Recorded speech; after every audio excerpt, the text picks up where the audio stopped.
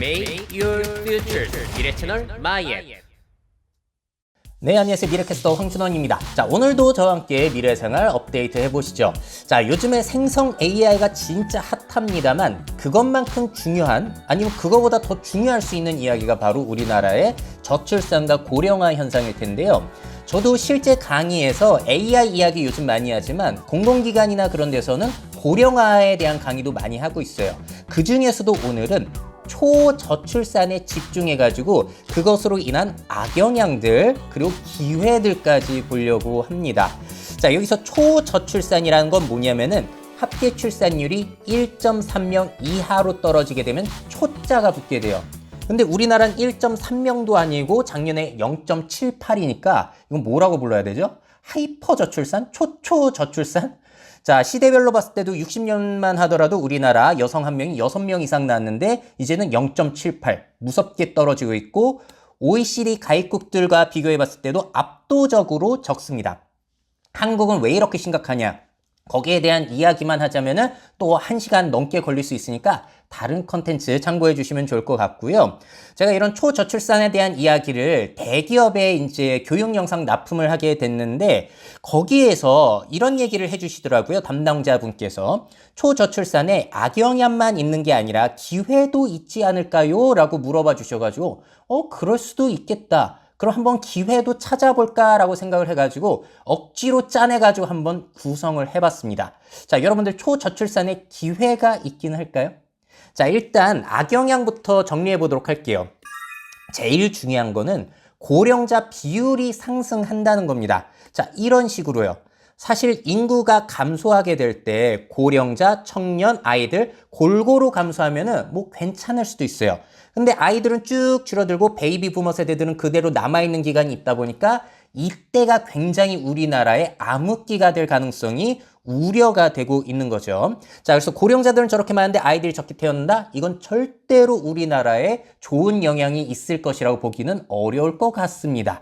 자, 이렇다 보니까 부양 부담이 당연히 증가될 수밖에 없죠. 통계청 발표에 따르면은 생산 가능 인구 100명이 노인 101명을 부양해야 될지도 모른다.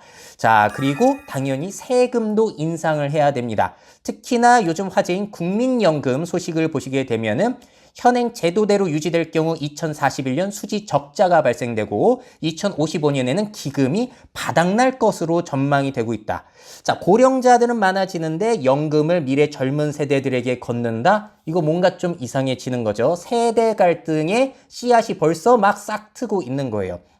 자, 여기에 대한 정부 대책안은 10월 달에 발표될 것이라고 하는데 잘 해주셨으면 좋겠습니다. 자, 그리고 청년들이 부족해지다 보니까 젊은 인력이 부족해진다. 특히나 15세에서 64세 생산 가능 연령 인구만 보자면은 이거는 우리나라의 인구 감소 폭보다 더 커요. 젊은 사람들이 많이 줄어든다는 얘기거든요. 2000년 대비 2070년에는 청년들이 2천만 명 정도 줄어들 것이라고 보시면 되겠습니다. 여기서 청년이라고 얘기했지만 15세에서 64세를 얘기하는 거예요.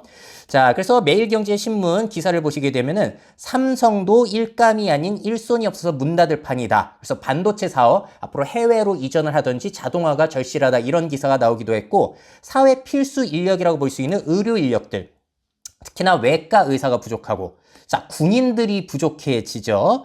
자, 한국국방연구원이 발간한 2023년 국방정책 환경 전망 보고서, 자, 여기에 내용을 보자면 이런 내용이 있어요.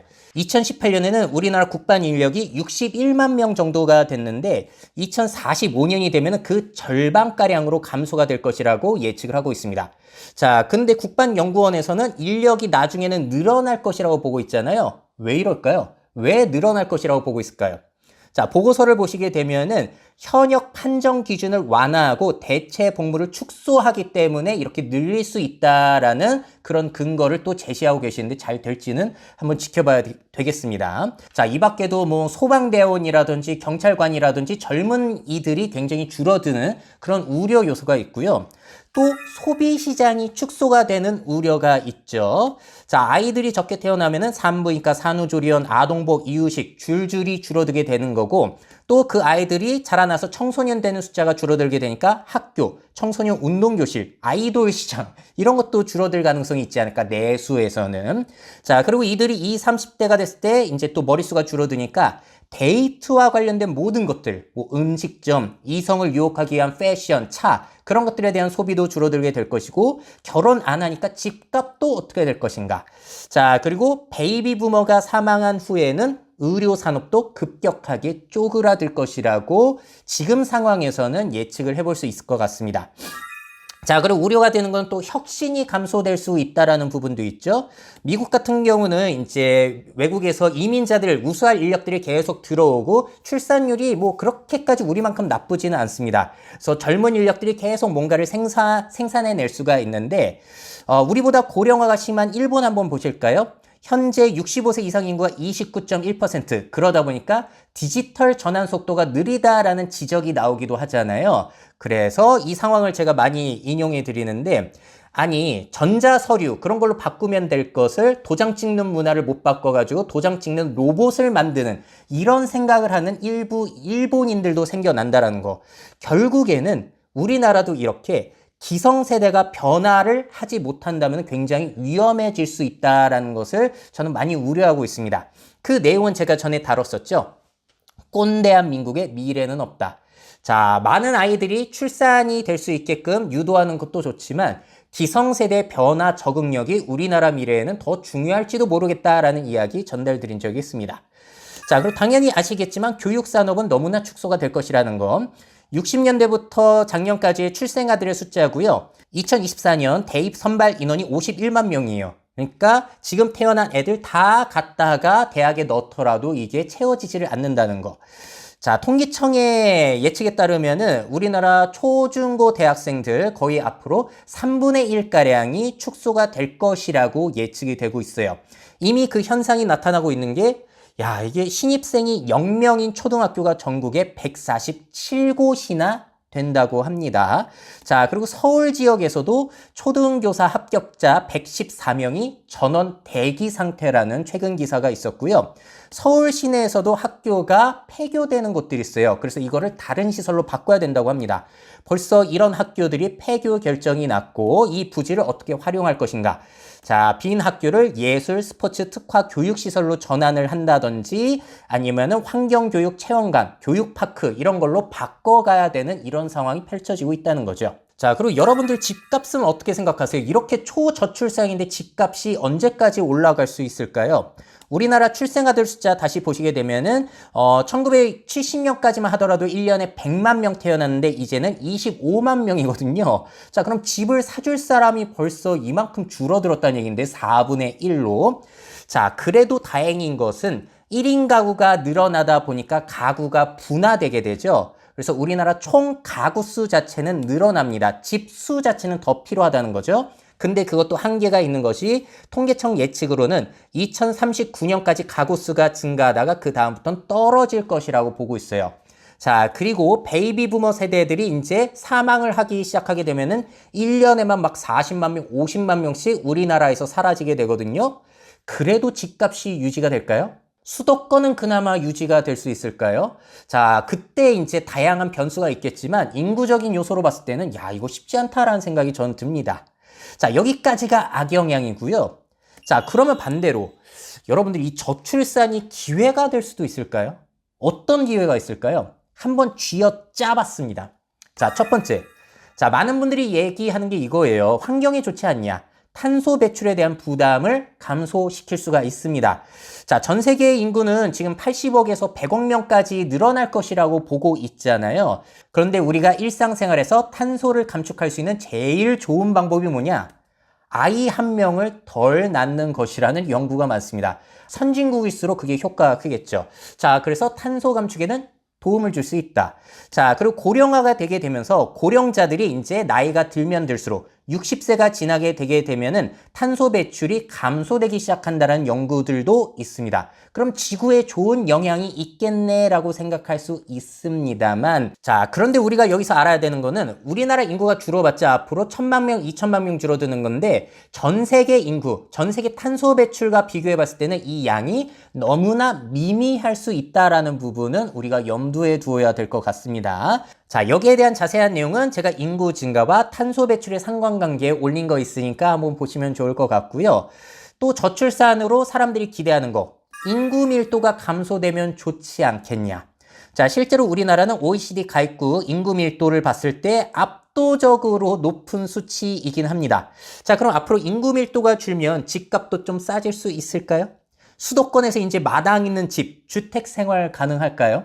자, 일단 우리나라는 지금 전 국민의 50%가량이 수도권에 다닥다닥 몰려 살고 있는 상황이고 대부분의 지역에서는 인구 감소, 지방 소멸까지 일어나고 있는 상황이라 앞으로도 저출산으로 인구가 준다고 하더라도 수도권의 인구가 얼마나 유지될 수 있을지 그런 부분은 또 인구 밀도에 많은 영향을 미치게 될 것 같습니다. 자, 그리고 또 많은 분들이 기대하시는 것은 실업률이 감소될 수 있지 않냐. 아까 보여드린 것처럼 이렇게 벌써 인력들이 부족해지게 되니까 사람 귀한 줄 아는 시대가 될 수 있다는 거죠. 청년들은 대우를 받으면서 취직을 할 수 있고 이런 걸 많이 기대를 하시는데 여기에 대한 반문으로 이런 거를 많이 하시는 거죠.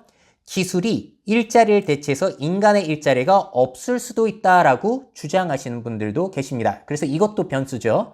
근데 저는 여기에 대해서는 다른 생각을 가지고 있는 게 일자리는 없어질 수 있지만 일거리는 지나치게 많다. 앞으로 초고령 사회만 하더라도 관련해서 일자리 많고 친환경 관련해서 1인 가구와 관련해서 이것만 신경 쓰더라도 앞으로 할 일은 굉장히 많을 것이다. 그래서 제가 두려워하는 것은 자동화 기술로 인간의 일자리가 다 사라질까 봐 그걸 두려워하는 게 아니라 온갖 자동화 기술 다 갖다 쓰더라도 이런 문제가 해결이 안 될까 봐가 저는 제일 무섭다라고 많이 말씀을 드리죠. 자, 그리고 아이들, 미래 청년들이 일자리를 쉽게 구할 수는 있겠습니다만 문제는 뭐냐면은 그렇게 이래가지고 번 돈이 다 어디로 나간다? 이렇게 뭐 연금이라든지 고령자들 뭐 세금으로 나가게 되면은 야, 이거는 뭐 일자리 구해봤자 뭐 좋은 점이라고 보기도 애매한 상황이 될 수 있을 것 같아요. 자, 그리고 초저출산의 기회. 교육의 질이 향상이 될지도 모르겠어요.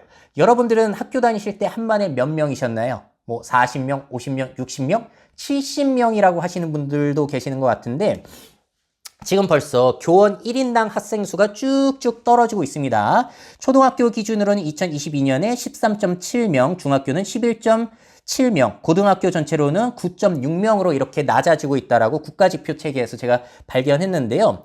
근데 여기에 조금 함정이 있다라는 기사도 발견을 했습니다. 자, 어떤 내용이 있냐면은 우리나라는 휴직 교사를 대체하기 위해서 기간제 교사를 채용할 경우에는 교사가 2명으로 카운팅이 된다는 거예요. 자, 그리고 OECD 교육지표 기준에서 제외됐던 교장과 교감, 영양, 사서, 보건, 상담교사까지도 다 교육자로 들어간다고 합니다. 그런 것들 다 제외하게 된다면 우리나라의 교원 수는 그렇게까지 많지 않다라는 기사도 발견하기도 했어요. 참 이 부분은 생각거리가 있는 것 같고요.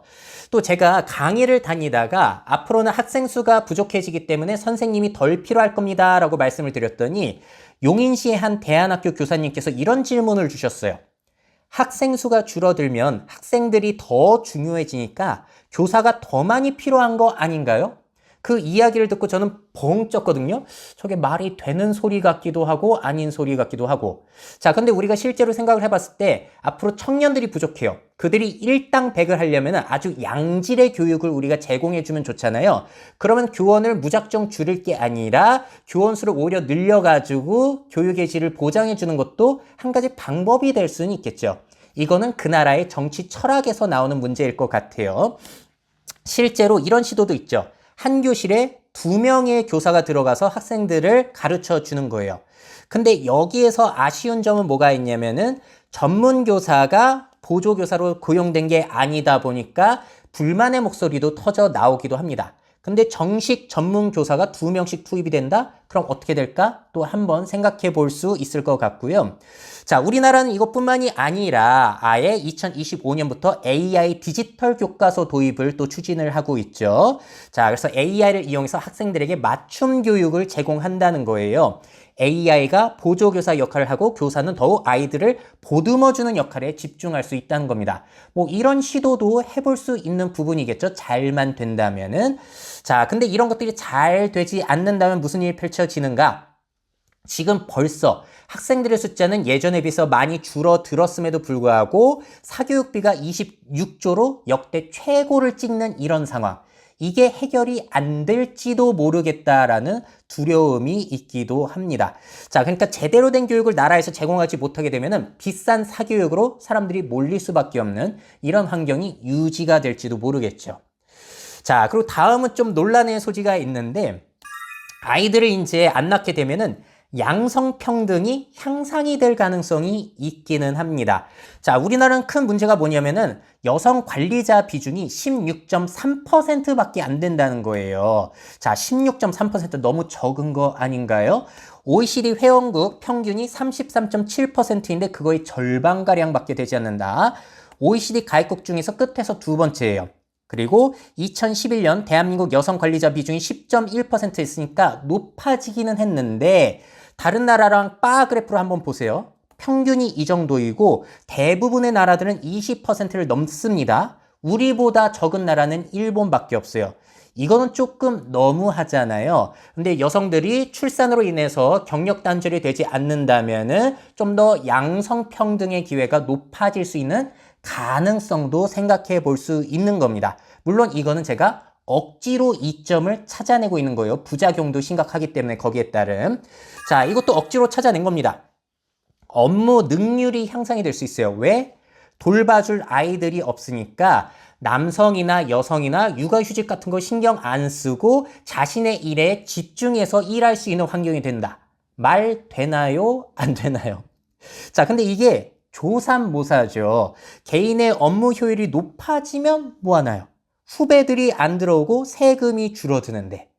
자, 또 자녀가 있기 때문에 더 열심히 일하게 되는 경우도 있잖아요. 그래서 이거는 케이스 바이 케이스. 억지로 제가 찾아낸 겁니다.